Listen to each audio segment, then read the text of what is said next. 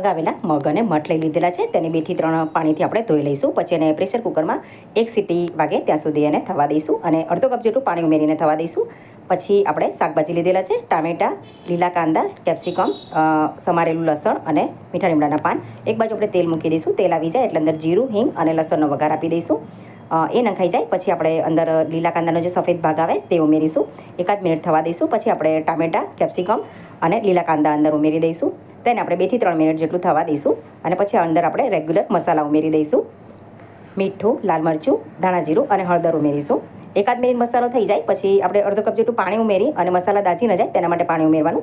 થોડું એવું પાણી ઉમેરીશું અને પાણી સહેજ ખદખદે એટલે આપણે જે બાફેલા જે ફણગાવેલા કઠોળ છે, મગ અને મઠ તે અંદર ઉમેરી દઈશું. ઉમેરીને 3 થી 4 મિનિટ એને થવા દઈશું.